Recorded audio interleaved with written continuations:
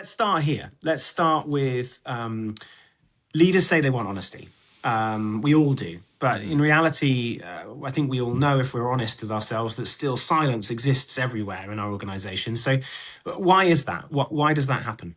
Well, so silence is seemingly safer. It doesn't take vulnerability. It doesn't take risk. And as well, there can be the bystander effect of, well, someone else is going to say it.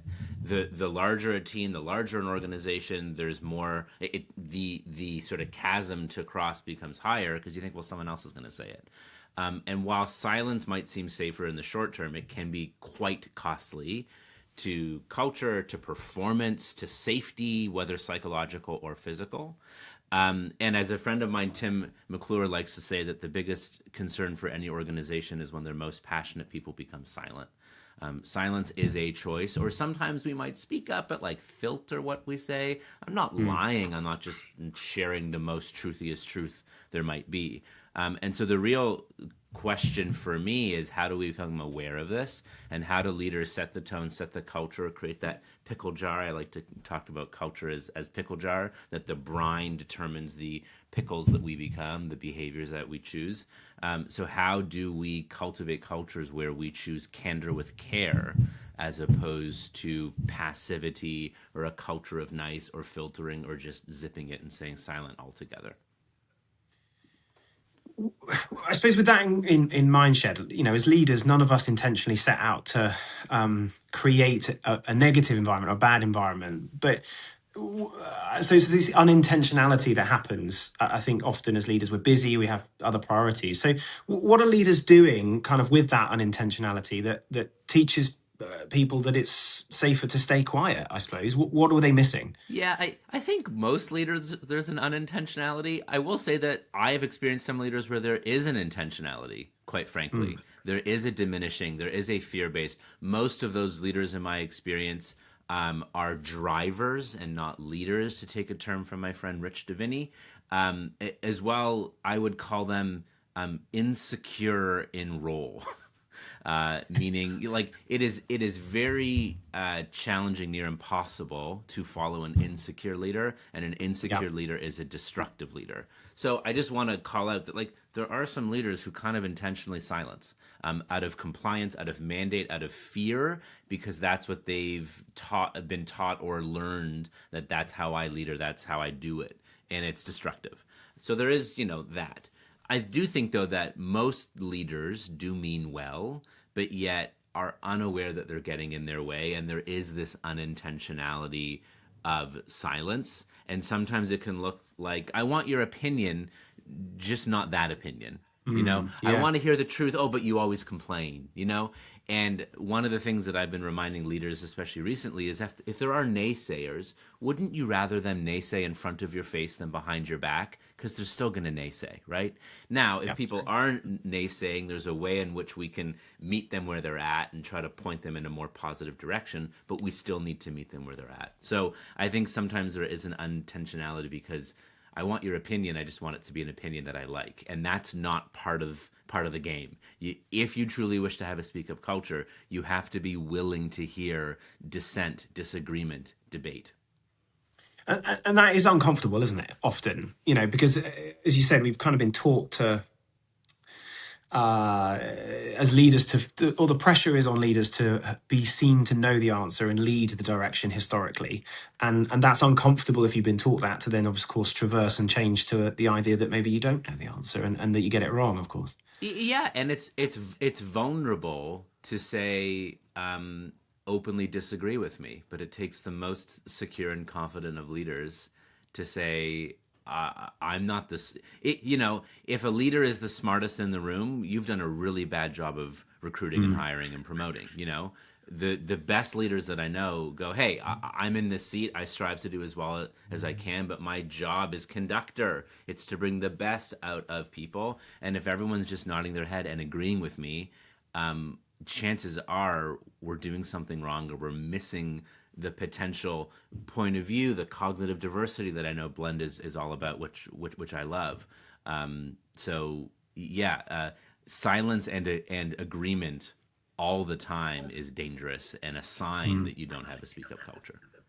Yeah, absolutely. And I suppose thinking then, and personally as leaders, often we probably don't realize the signals that we're sending. So, is that a blind spot? How do you make people aware of that blind spot, and what should we be thinking about as the leaders watching and listening to this today? Yeah, mirrors. So I've actually done training where I've seen facilitators, and like there's one program I'm thinking of that I do a session in every single year. It's actually for the San Francisco Police Department that I'll be doing again in May, and they literally have a mirror for both civilians who work for the department as well as sworn in officers. But they literally have a physical mirror that they can put up so that if your body language or your face is saying something, there's an awareness of it. And so I think we can literally and figuratively build in mirrors. Mirrors can be actual mirrors. Yeah. That can be a bit awkward. But mirrors can be what are the sort of self-managed tools as well as the external and objective tools, coaching, journaling, feedback from peers, 360 reviews. What are the mirrors that we're building in so that we're actually getting feedback? Because there's always going to be a delta between how we think we're perceived and how we're actually experienced and perceived. That must be pretty brutal, actually, as leaders to just literally stand there with a mirror. But I love I love the I suppose the in your face nature of that, literally, which is good. I suppose what goes hand in hand then with that is yes, realizing perhaps that there's a gap. But I suppose often people don't talk about the cost that sits behind this, because it's seen to be sometimes soft or a kind of an intangible thing to think about. But let's make it real for people listening today. I suppose what does silence actually cost an organization? What are the impacts? What are the costs that are associated with not creating a better environment? So, yes, I mean, there are so many real costs. I mean, first and foremost, I'll go to the definition. So, when I talk about a speak up culture, it's an environment in which people feel that it's both psychologically safe and worth it to share ideas, whether they're their best ideas or half baked ideas that get yes anded and iterated and innovated upon. We can share feedback. Feedback is dialogue. Feedback is designed to feed, to grow relationships, to grow performance, right? We can share concerns, the proverbial smoke before it becomes fire. We can disagree. The true test of a speak up culture is in the quality of our debates, dissent, and disagreement. And we can admit mistake. Sometimes there might still be consequences in admitting mistake, but we know it will lead not to being ignored or being punished. It'll lead to improvement. And so if you don't have a speak up culture, you lose on ideas, feedback, concerns, disagreements, and mistakes. There also are real sort of hard metrics here, and I'm not good at memorizing metrics, so I'm going to read these. So growth and innovation, 70% more likely to capture new markets, 45% more likely to increase market share. There's real hard costs as well as real human psychological costs in how we show up or if we choose to show up at all. Wow, that's 70%. That's pretty. That is that's pretty scary. I think I think one of the things that also I think that sticks out to me there from what you said, Shed, is that friction that exists then between leaders and staff members in that. Sometimes I've heard leaders say, "Oh, well, my team aren't that outwardly. They don't really share, or across the business, people don't really share with me," as if it's a problem with perhaps them, not me.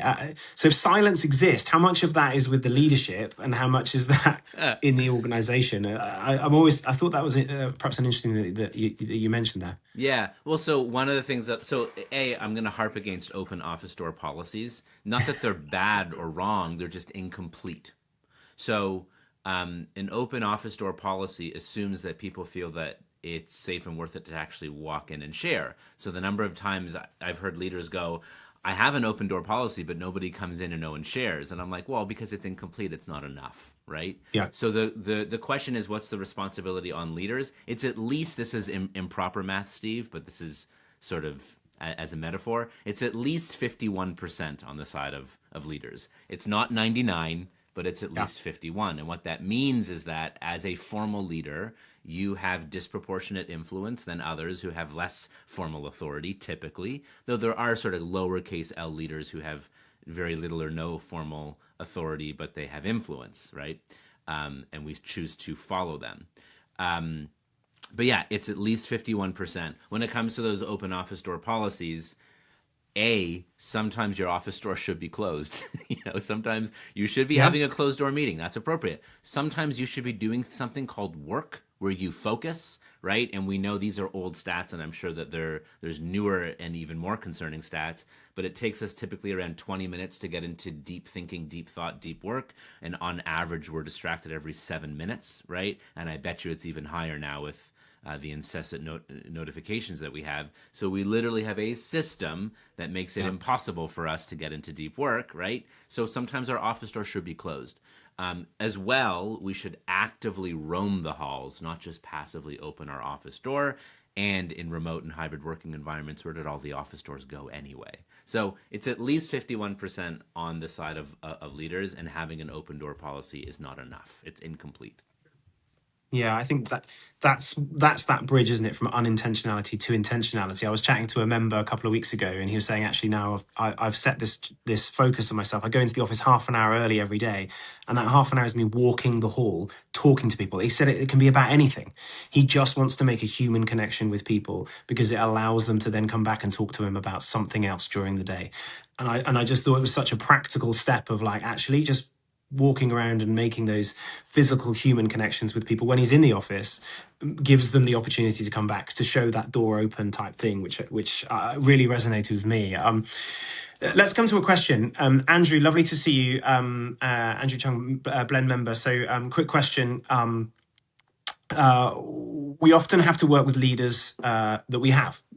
So, Shed, do you have any practical tips for proven strategies for C-suite members to work with low confidence leaders to first acknowledge the importance of this and then work on their own vulnerability and building confidence to be open to change this, fostering the risk, of creating that speak up culture? Yeah, so I think what I'm hearing the question is, Steve, here from Andrew is, this is great and all, but how do I deal with a leader who doesn't do this? Yeah.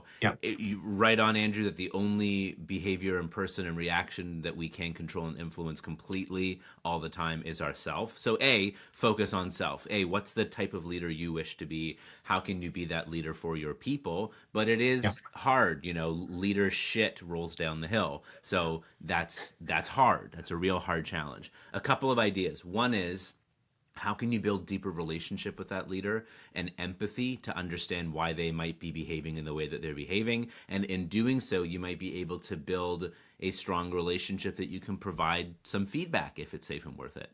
The other is practicing what I call the not so fine art, or maybe it is a fine art. No, it is practicing the fine art of what I call Jedi leadership. So for any Star Wars fans out there, if you recall in the first Star Wars, which is episode 4 for all the geeks out there, there's Obi-Wan Kenobi who drives into town with Luke Skywalker, and they reach a stormtrooper who says, "You cannot pass here," to which Obi-Wan Kenobi uses the Force and says, "You will let us pass. We will let you pass," right? And so sometimes with these insecure, sometimes driver, be brief, be gone type of leaders, how can you make your ideas their ideas? You have to sacrifice your own ego. You have to sacrifice your own credit at times. But that's one of the ways in which you can sort of deductively, logic-wise, make your view part of their view, and even make it think that it's their idea. It's one of the challenges. It's hard work. I don't recommend you necessarily do that forever, but those are some strategies. Build relationship, build empathy, and strive to make your ideas their ideas, and know that the tail can wag the dog, that you can just lead in the way that you wish to, and the right people will follow. That wagging the dog mentality is also interesting. We've all worked in an environment where we've, had a boss we've complained about together. So why don't we take that step to together change and impact the behaviors moving upward? It's easier to complain sometimes than it is to make it happen. Yeah, and there is a place for complaining or venting, but it can't be the only thing we do. Then it can become toxic, right? And so, this is so frustrating. Great. What are we going to do about it? And you can say, I'm not ready to go there yet, but you need to move that conversation from venting or complaining to what is in our control, what is in our influence. If I think about then, the exercise you mentioned earlier about showing the mirror to ourselves. So obviously there'll be lots of leaders on the session today who might go, "Oh, do I do this stuff? Am I as good at this as I could be?" What's the first move that they should be thinking about that genuinely starts to shift their behaviors and could then have an impact in starting to make that shift in their teams? Well, self-awareness always. I mean, there's no mistake, Steve, that every single leadership development program I've ever been a participant in, facilitated in, spoken at, heard of, audited, all the things, they all start with a module on self. And there's no mistake about that. The work of leadership is figuring out what's this instrument, where are my strengths, where are my limitations, of which we all have. That's why we need each other. How can I work to figure out what tones and keys and songs I have business playing and what tones and keys and songs I have no business playing? And then how can I work to best harmonize with others? And then the work of leadership is helping others figure out their own instrument and how to best harmonize with others. That's the sort of pass it on element of leadership as well. So it always starts with self, and gaining feedback from the people around us is so huge. The other is, how can you model the very behavior that you wish to see? So I love the story in the case of Alan Mulally when he took over at Ford Motor Company. This was 2004, and he took over from a fairly tyrannic leader who happened to be part of the Ford family, who had conditioned the leadership team as if you were sitting at a boardroom table with Dr. Evil, that if you brought any bad news, you just weren't at the next meeting. And so these sort of green, yellow, red status meetings, I mentioned this to the Blend community in Toronto last week and they loved it, were watermelon meetings. What I mean by this was everything was green on the outside but red on the inside, right? Green, green, green, everything's green, because they didn't want to be the bearer of bad news because they would get in trouble. Mulally takes over. Ford Motor Company is nearly bankrupt, not performing well. In his opening press conference, he's asked, "What car do you drive?" To which Mulally says, "A Lexus, because it's the finest car on the road." A rallying cry for his team: "Make me a car I would actually want to drive," right? Yeah. And so he does what any of us would do. He has leadership team meetings, project status, where are we? How can I help? What's going on? And everything's green, green, green, green, green, green. To which, after a few weeks of this charade, he says, we need to embrace more truth-telling around here. Either you're lying to yourself, your people are lying to you, or you're lying to me. I'm not sure if you've seen our balance sheet or any of our results. There's no way everything's green. Come on, team, what's the truth? I can handle it, right? And one guy, Mark Fields, who actually became Mulally's successor as CEO, raised his hand, which took a risk, which took overcoming fear, but he took the bait that Mulally was offering, even though they had been conditioned otherwise. And he said, "I got an issue over here," to which Mulally literally stood up, gave him a standing ovation, and said, "Thank you, Mark. Who can help Mark?" Someone else said, "I can help Mark." He went, "Great, let us know what you learned, report back to us." And then the next week, Mark was given an informal promotion, and his seat was moved to sit next to Mulally, as if to say, more of that, more of that, more of that. In a speak up culture, we make it safe and worth it to speak up, especially with bad news. We encourage folks, not discourage, and reward them when they do. And I just love that case of Mulally who actually did it. Wow, that is such a great example, and so many like levers that the simplicity of putting him next to him, but in the environment of that politics is just Huge signal. speaks such huge volumes. So I suppose for us as leaders, it's thinking about the things we say and the things we do, and being mindful of both of those, probably in equal measures. We're not a mile away from time here, folks. So if you've got any questions, probably got time for one or two very quick ones in the chat. If you would like to pop a question in the chat, feel free to do so. What I will ask then, Shed, is that, we've talked about how you start, but where do you see people running into problems? Because it's good to have the intention to go, actually, okay, let's make this environment a more psychologically safe space, a space we can speak up. But how do you sustain that? Where do people run into the problems and go, oh, this is hard, and what do they need to be mindful of? Well, I think a few things. It's A, how can you scale this? So if it's speak up but it's selective, or it's speak up but only with one or two leaders, like how can you make it um, scalable and replicable? Of which is a real inherent challenge with human beings. We're not good or designed for scale. But one of the things that I will see, so I've heard CEOs and leaders of large, like I'm talking like 30,000, 300,000 person organizations say, I care about everyone who works here, which is a biological lie. You can't do that, right? Yeah, And yeah, we know this. We know this from our experience, and we know this from social psychology, that like we can maintain at most 200, 250 stable social relationships, and for most of us it's 150, right? And yeah. so for any leader at scale, the opportunity is to extend care, concern, safe challenge, a learning environment for the people whose names we know and careers and lives we touch every single day. But we don't do it for free. We do it so that they pass it on in their own way and in their own right. And that's the true work of leadership. I'm not so impressed if you have a high functioning, high trust, high performance ELT. Is the marketing leadership team and the ops leadership team and their teams, and now we're going N minus one, minus two, minus three, and only Yep. until the most junior folks, who often have the most interception with end users or a customer, when they feel it. So it's really around an eye for scale, but the only way to scale culture is one leader and one team at a time. That's it. The I think the what's great is that we've just had a question from Andrew come in, and I think it sits quite nicely what you've just said there. He said, "How do I encourage opposing views or positive challenge, and take those positive actions from it, without those opposing views becoming disruptive Yeah. from where I want to lead the team?" So how do I balance that friction? I think it's a really nice question. Yeah, I mean, I love it because you're sort of raising the lid of vulnerability in that room. I think there's a couple things. I mean, one, I think there needs to be an openness and a willingness that where you want to lead the team may not be the only answer. Yep. I love there's a methodology that Dr. Becky Kennedy, she's the author of Good Inside and a parenting expert. She's all the rage. I love Dr. Becky. One of the things that she has is like a talking script.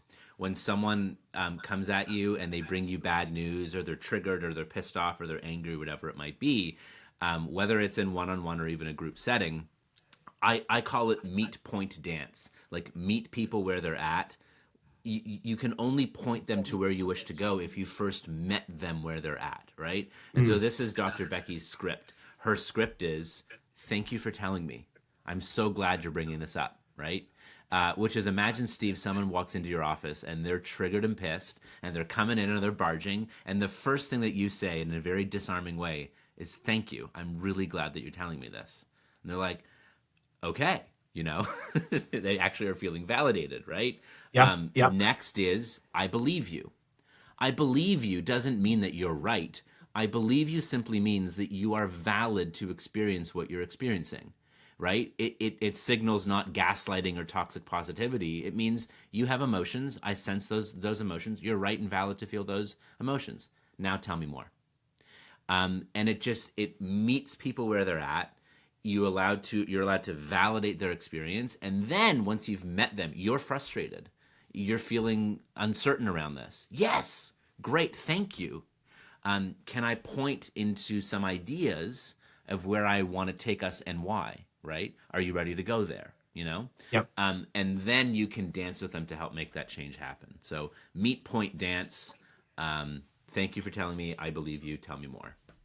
Meet point dance. I'm definitely taking that one. Andrew, hopefully that answers your question. I'm conscious of time, and I'm conscious we had a couple of minutes. So if people are happy to stay for a minute or two, I'd love to perhaps wrap this up with perhaps something that gets people started. If as a leader, we've looked in the mirror a little bit today and gone, ooh, Yeah. perhaps I need to do something here. If they change one thing tomorrow, obviously other than joining the course and learning from you through that, what should it be?